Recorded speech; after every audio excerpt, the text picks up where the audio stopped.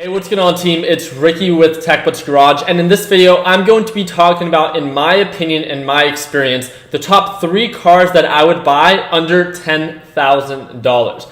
I want you guys to know that this is 100 based off of my opinion, and when it comes down to making the purchase decision of these specific cars, one of the things that I want you guys to know, and the reason that I selected these cars, is because they're very high demand and high volume cars. They're very desirable, especially in the areas that I have lived in. These are one of the first cars that I personally purchased that I absolutely fell in love with. And just to put into perspective and just to kind of get the video started, I'm going to be talking about the 3 cars. I'm not going to be telling you how much you should buy it for. All these cars are different when it comes down to the desired sell price and purchase price, depending on the location that you are within the United States. As we all know, a perfect example can be someone like Weston. Weston is one of the mentors that we have within Flipping Wheels. He's from Arkansas.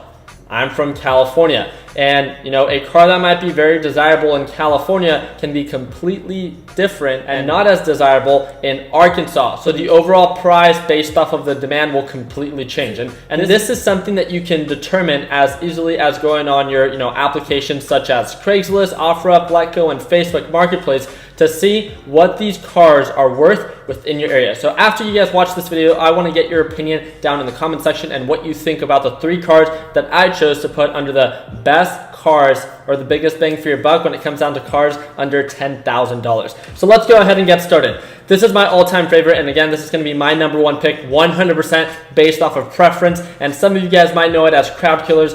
Other people might know it as a Ford Mustang, but it's absolutely a car that I fell in love with. It's one of the first cars that I bought effectively completely by myself, not one that, the first car that I ever flipped myself, right, to buy to sell for a profit, was something with my brother, and it was a 2012 or 2013 Honda Civic. That was a salvage title we bought through insurance auto auctions. He fully repaired it. He pretty much just taught me the ropes. This car was something that was a complete clean title 2014 murdered black V6 Mustang. It's one that I absolutely fell in love with, but I did it in a very effective way. One of the things that I want to make sure that you guys understand with every car that we purchase within the TechBut's house, TechBut's garage, and just the people that we associate ourselves with, just because you have money doesn't mean that you have to throw it at anything, right? Just because you can.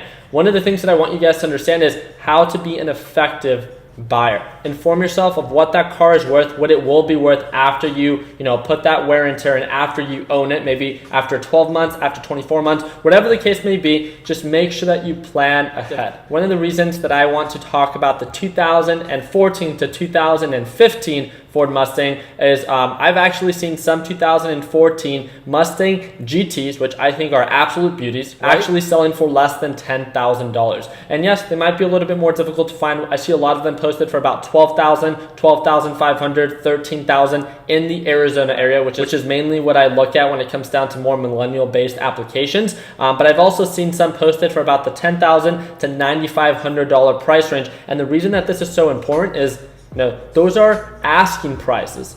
A lot of these people are, willing to accept offers.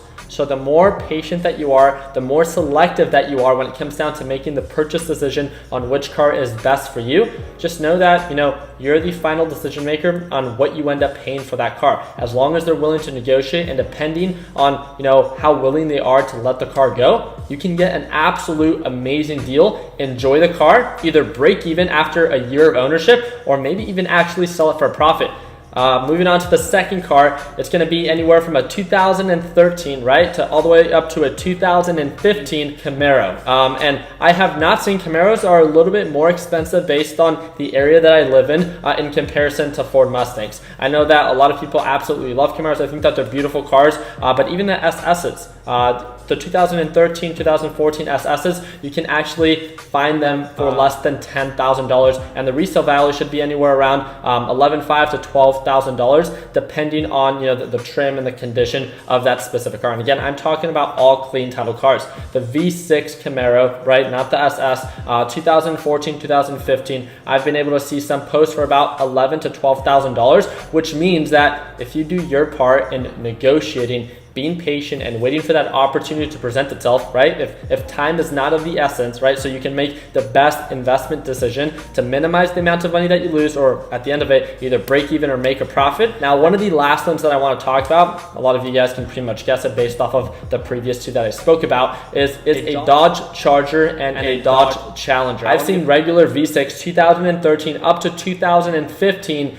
Dodge Chargers and Dodge Challengers right around that $10,000 mark. This is a perfect example of how cars depreciate. Those cars, V6s for all of them. Ford Mustang V6, Camaro V6, and the Dodge Charger and Challengers V6 were all selling for over $20,000 as they were brand new from the dealership. But as time goes on and they become a little bit older and the original owner takes that initial depreciating hit, then once you give it time and once you allow the prices to plateau, right, and you do your part as an active kind of like deal hunter to find the best deals in your area, it would not be by any means a surprise if you could find any of these cars that we just talked about, 2013 body styles to 2015 body styles for $10,000 or less. I did talk about the Ford Mustang. The Ford Mustangs tend to be a little bit less expensive in comparison to the other two. I don't know why, but I personally, just my preference, and I 100% know I'm super opinionated on this, is I personally love the way that the Ford Mustangs look. 2013, 2014, up to the 2015 body styles. Right before this video, in my area, clean title, there's a 2015 Ford Mustang, which is the newer body style. Not the newest body style, but still the newer body style. And I saw that one posted for about $12,000. So one of the things that I'm gonna do after this video is actually make an offer and try to see if I can get it for less than $10,000. Again, if they don't accept my offer, then I just move on to the next one.